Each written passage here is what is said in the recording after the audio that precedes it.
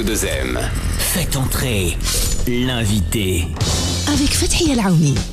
Bonjour, bienvenue dans ce nouveau numéro de Faites entrer l'invité. Aujourd'hui, nous allons parler d'un sujet majeur, le climat.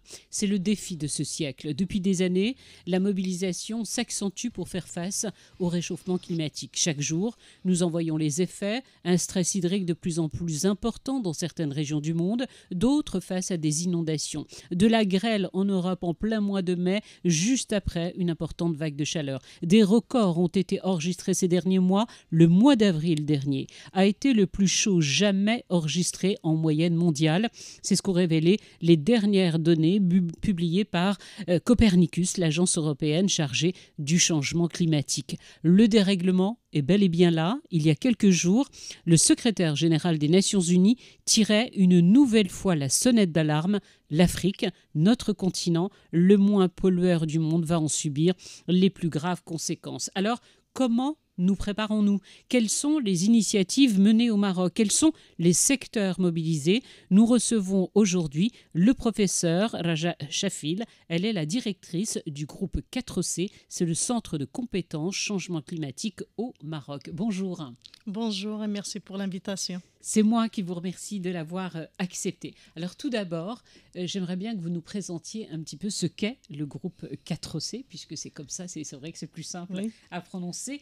4C, est-ce qu'on peut dire, c'est une plateforme, une gigantesque plateforme, avec de multiples acteurs, et le point fort, c'est qu'il y a public et privé.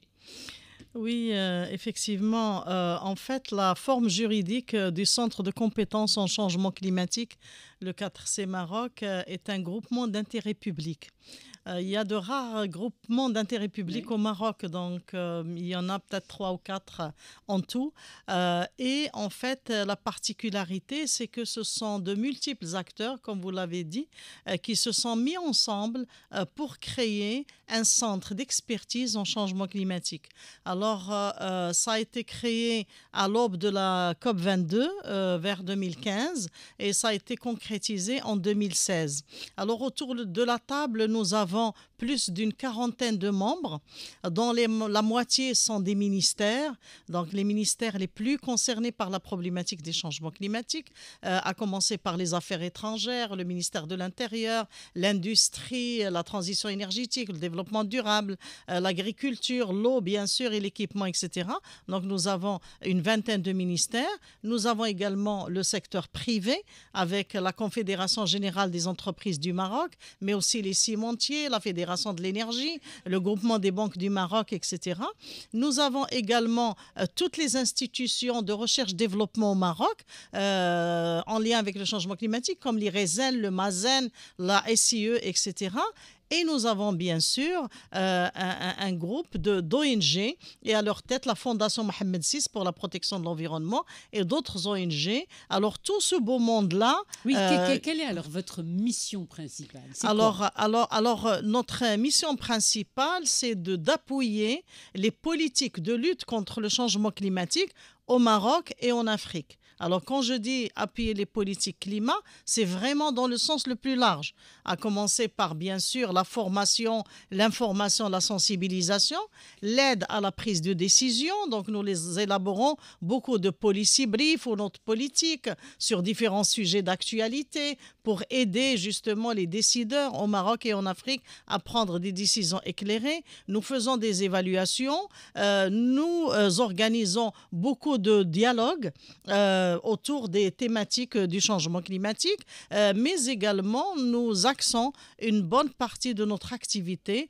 sur la société civile et les jeunes, parce que les jeunes sont les décideurs de demain et nous aurons peut-être l'occasion de revenir sur nos actions vers les jeunes. En quelques mots, pour tous les auditeurs qui nous suivent ici au Maroc et ailleurs via Internet, avec les mots les plus simples que vous pourriez nous donner, quand on parle, on a tous entendu parler du réchauffement climatique, des températures qui montent, je le rappelais en introduction, mais quand on parle de dérèglement, est-ce que vous pouvez nous dire tout simplement en quelques mots qu'est-ce que ça veut dire exactement ? Le dérèglement climatique, ça veut dire rien ne va plus en fait. Ça veut dire que, parce que réchauffement climatique, on a l'impression que juste les températures vont en augmentant, mais dérèglement climatique, c'est-à-dire que le système climatique mondial est complètement déréglé. C'est-à-dire que nous avons des vagues de froid extrêmes, là je parle du monde entier, suivies par des périodes de chaleur extrêmes, les feux de forêt qui s'accentuent, les tempêtes, les inondations, les tempêtes de sable, terribles. l'élévation du niveau marin qui va même menacer de disparition plusieurs pays insulaires, etc., etc. Donc le système climatique mondial est en train de se dérégler. Alors, juste pour rapprocher les auditeurs de la réalité climatique, parce que des fois, et c'est normal, les gens se demandent, mais pourquoi on fait autant de tapage juste pour maintenir l'élévation de la température de la Terre à moins de 1,5 degré. Et puis certains disent « Ah, mais dans des pays déjà froids, moi j'ai entendu même ça dans des médias, dans des pays froids, avoir 1 degré de plus, c'est pas très grave. » Non, c'est pas comme ça marche pas comme ça. C'est pas qu'à Casablanca, au lieu d'avoir 28, on aura 29. Ça ne marche pas comme ça. C'est la température globale du globe terrestre qui augmente. C'est ce qui se passe sous nos pieds? Tout le globe terrestre, c'est ce qui dérègle ce climat. Et juste pour donner des exemples, aujourd'hui, vous l'avez dit vous-même, chaque mois, chaque année, l'année dernière, on nous a dit 2023 est l'année la plus chaude de l'histoire de l'humanité. Depuis qu'on a commencé à mesurer du moins les données climatiques. Alors en 2024, on nous dit déjà que ce sera une année encore plus chaude que 2023. Et chaque mois, on nous dit que ce sera le plus chaud. La situation est vraiment très grave quand on sait qu'au Brésil, on a atteint dans certaines villes la température de 62 degrés. Alors 62 degrés, ça devient invivable pour l'humanité. Tout simplement, aucun humain normalement constitué ne pourra vivre normalement à 62 degrés quand on sait que dans des villes où d'habitude il fait très froid l'hiver, on arrive en été à 55 degrés. Alors on arrive aujourd'hui à 55 degrés à New York et à Montréal. Vous imaginez? Alors que dans l'imaginaire, le Canada, c'était un pays très froid. Il faisait tellement froid que les gens n'arrivaient pas à y vivre, etc. On atteint 55 degrés à Montréal. Donc, il faut le répéter que rien ne va plus. Et donc, par rapport à cette température, alors on dit oui, c'est pas grave. Si, c'est très grave parce que, par exemple, juste pour donner des exemples d'impact économique et d'impact sur notre vie, en plus sur que des impacts sur notre santé. Par exemple, les TGV à une certaine température ne circulent plus. Les trains, l'année dernière, on l'a vu en Allemagne, on l'a vu en France, même le bitume des autoroutes commence à fondre et donc on ne peut plus utiliser les routes, on ne peut plus utiliser les autoroutes. C'est des choses qu'on voyait que dans les films de science-fiction. Exactement, et donc le bitume qui fond, oui, on voyait ça dans des films, oui, de futuristes de science-fiction. On se disait jamais on va vivre ça. Et les trains étaient à l'arrêt dans plusieurs pays européens. Imaginez-vous, européens, c'est pas dans des pays africains. Donc il y a quelque chose qui ne va plus.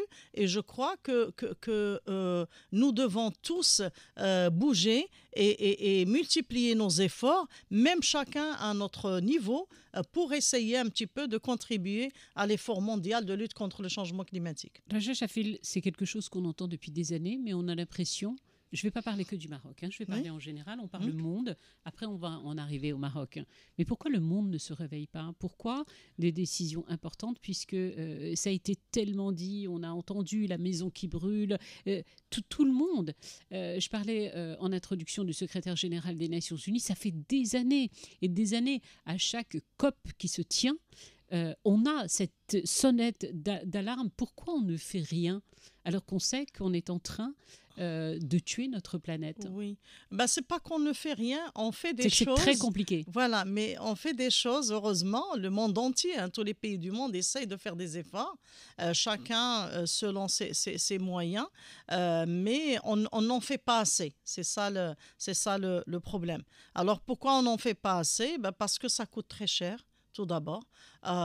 Donc, remplacer toutes les énergies fossiles, toutes les énergies fossiles par des énergies renouvelables, ça coûte bien sûr très cher, mais également, il ne faut pas oublier que l'économie des énergies fossiles est là. Donc, on ne peut pas du jour au lendemain dire stop à l'économie du pétrole.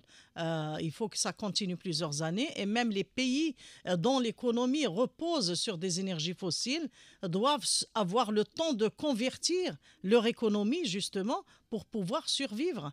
Ça, c'est très important. Donc, ça coûte cher, bien entendu, dans tous les domaines d'ailleurs, même isoler tous les bâtiments, toutes les maisons, ça coûte cher parce que si on les isole, cela veut dire qu'on va climatiser moins et qu'on va chauffer moins, y compris au Maroc, parce que même si on est un pays en développement, nous utilisons de plus en plus le chauffage et la climatisation, etc. Ça coûte cher également d'adapter l'agriculture pour qu'elle puisse survivre dans ce contexte de changement climatique, etc. Alors les actions coûtent cher, les pays du Nord ne veulent pas beaucoup payer et les pays du Sud ont également d'autres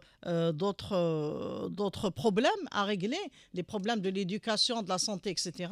Ce qui fait que leur budget ne peut pas aller en priorité à la lutte contre le changement climatique. Alors, on va parler de notre continent et de l'Afrique. C'est le continent, tout le monde le sait, et ça se répète depuis des années. Nous sommes le continent le moins pollueur du monde, oui. Mais nous sommes le continent qui va en subir les plus graves conséquences. Le secrétaire général des Nations Unies a dit ceci. Il a dit qu'il avait lancé un appel, c'était déjà en 2023, il l'a répété il y a quelques jours, la semaine dernière. Il appelle à faire de l'Afrique une superpuissance des énergies renouvelables, puisque notre continent a en fait les ressources naturelles qui pourraient être un véritable poumon pour la planète. Bien sûr, et à juste titre, comme vous l'avez dit, nous polluons très peu. C'est vraiment un petit pourcentage, moins de 4% si on rassemble les émissions totales de tous les pays africains. On n'est même pas à 4% des émissions des gaz à effet de serre. Maintenant, on sait que l'Afrique, et ça depuis très longtemps, le GIEC l'a dit, l'Afrique est de loin le continent le plus sensible vis-à-vis des effets adverses des changements climatiques. Alors maintenant, comme j'ai dit, il faut des investissements justement en Afrique.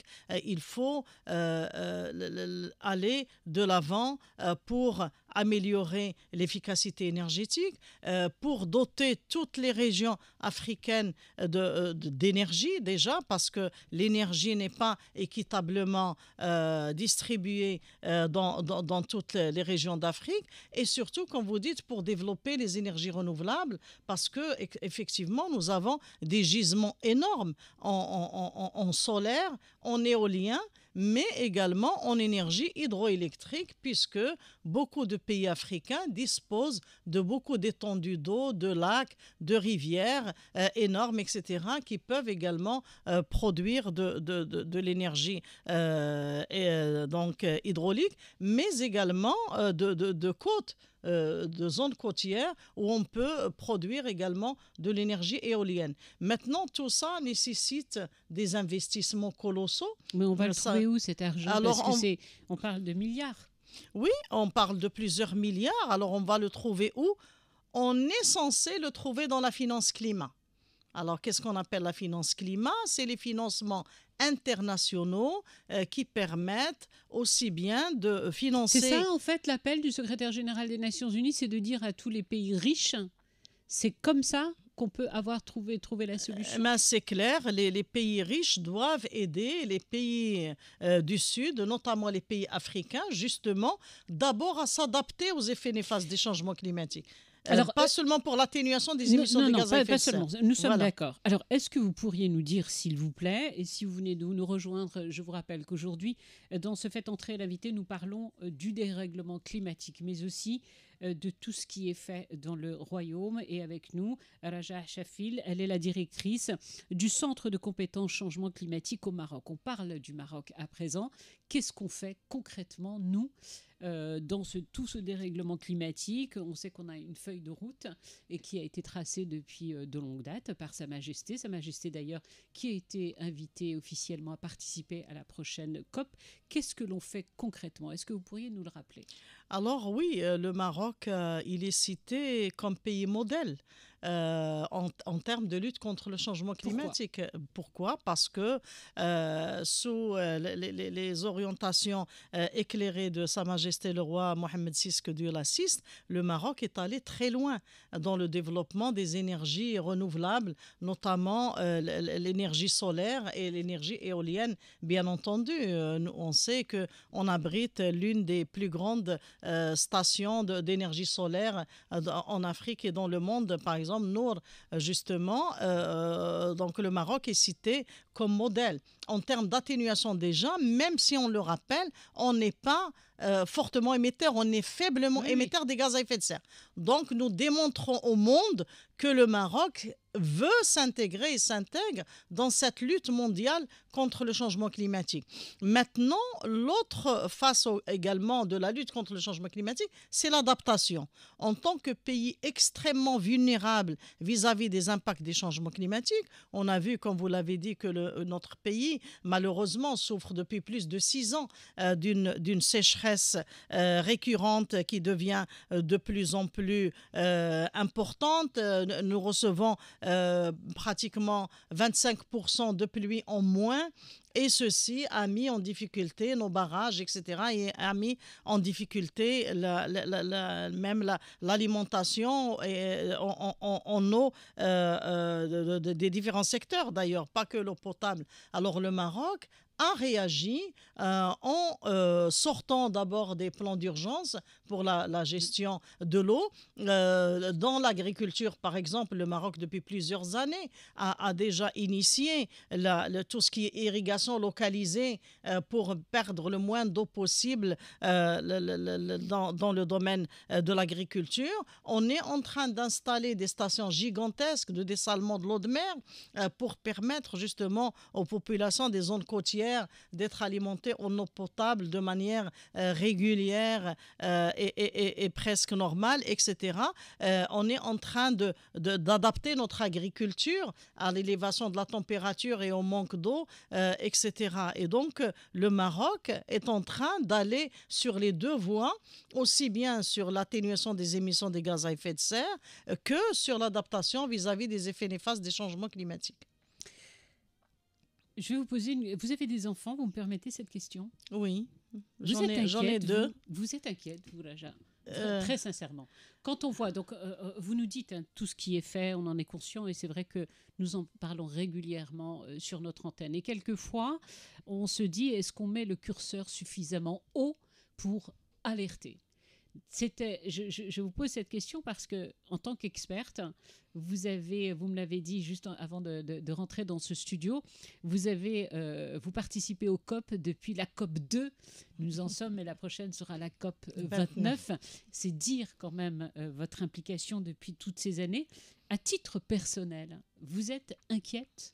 Oui, je suis très inquiète. Et d'ailleurs, des fois, on me reproche d'être alarmiste. Mais tous les grands experts sont alarmistes, oui, clairement. Mais moi, je trouve que je ne le suis pas assez parce que, comme vous dites, la situation est très urgente. Et nous devons tous agir de manière urgente, revoir notre manière de faire, que ce soit à la maison, au bureau, ne serait-ce, vous savez que des gestes très simples. Quand on est au bureau, ne pas utiliser l'eau à outrance, ça c'est un geste envers la planète. On ne mesure toujours pas encore à quel point l'économie d'eau est vitale. Elle est essentielle. Et on ne le mesure pas.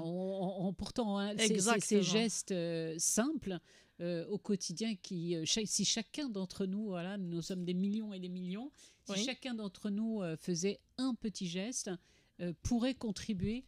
Juste pour donner un exemple très simple, parce qu'il faut toujours parler avec des messages simples avec les citoyens. Par exemple, juste quand on ouvre le lavabo pour se laver les mains, imaginez-vous que si chaque Marocain, en ouvrant le lavabo toute la journée, l'ouvre en le serrant un petit peu et économise 1 litre d'eau, vous imaginez qu'on peut économiser pratiquement 30 millions de litres d'eau par jour. Juste avec un débit moins fort. Avec un débit moins fort dans les robinets, par exemple. Régler juste nos robinets, ça c'est un geste éco-citoyen qui peut justement faire que nos ressources en eau ne soient pas épuisées. Alors pareil dans l'arrosage des espaces verts ou ceux qui ont des petits jardins, pareil dans les bains publics, pareil quand on prend la douche, pareil quand on sort du bureau le soir et qu'on laisse la lumière allumée. Donc il faut éteindre la lumière dans les couloirs, dans le bureau, etc. Et ça c'est un geste que chacun de nous peut faire. Ce n'est pas très difficile. Bien sûr, on est, je le répète, faiblement émetteur des gaz à effet de serre. Mais l'eau, pour nous, et pour le reste du monde, est vitale. Donc, imaginez-vous, je vous ai donné juste un exemple qui permettrait, par exemple, d'économiser 20 millions, voire 30 millions ou plus de litres d'eau par jour. C'est quand même énorme. Juste, je me dis, en se lavant les mains 10, 20 fois par jour, 30 fois par jour, je vais mettre le débit moins fort. Alors, si on fait des gestes comme ça, je crois qu'on va tous y arriver, mais pas que pour les Marocains, pour tous les pays du monde. Voilà. Le problème, c'est que dans les pays du Nord, ils sont habitués à un tel confort thermique d'abord dans leur maison, parce que vous savez qu'il y a les chauffages centralisés au Canada, aux États-Unis, dans les pays européens, etc. Et les gens, même quand il fait moins 25 à l'extérieur, ils sont habitués à se mettre en t-shirt à l'intérieur de la maison et jamais on peut leur enlever ça. Jamais. Donc, le chauffage marche H24, etc. C'est pas quelque chose de majeur. Alors, je voudrais parler d'un sujet qui vous tient particulièrement à cœur. À chaque COP, beaucoup de jeunes sont présents, des associations collectives, la société civile est très mobilisée. Et cette jeunesse dans le monde, elle le crie haut et fort parce qu'elle sait que c'est son avenir qui est en jeu. Est-ce que vous êtes énormément à l'écoute de cette jeunesse? Et quand je parle de cette jeunesse monde, je parle bien sûr de cette belle mobilisation et des initiatives de la jeunesse marocaine. Oui, bien sûr. On est à l'écoute au Centre 4C Maroc de la jeunesse. Nous faisons d'ailleurs beaucoup de choses pour les jeunes. Mais moi, honnêtement, entre parenthèses, je vous dirais que avec cette jeunesse marocaine, africaine, et même dans d'autres pays du monde, vous m'avez demandé si j'étais pessimiste tout à l'heure, je reste quand même optimiste parce que je me dis qu'ils sont plus sensibles que nous à la cause du climat et à la cause de l'environnement en général. Donc, je reste quand même optimiste parce qu'ils ont vécu ça, ils ont vécu cette problématique alors que nous, quand on était jeunes, on n'entendait pas parler de ça. Alors, vis-à-vis de la jeunesse, oui, il y a une forte mobilisation du 4C Maroc auprès de la jeunesse. Nous travaillons beaucoup avec des associations de jeunes, nous les impliquons également dans nos activités. Et surtout, j'aimerais parler d'une activité dédiée exclusivement vers les jeunes marocains et africains qui nous tient à cœur, c'est la African Climate Academy.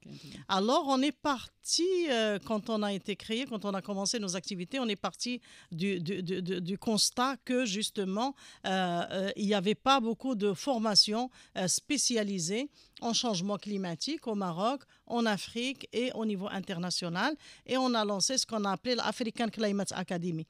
Alors, c'est quoi? C'est une formation à distance qui permet chaque année de former plus de 300 jeunes filles et garçons africains, avec 55% de jeunes filles. Et je pourrais vous dire pourquoi tout à l'heure. Justement, nous sommes très fiers de dire que nous avons formé jusqu'à aujourd'hui 1500 jeunes filles et garçons africains qui proviennent d'une quarantaine de pays africains.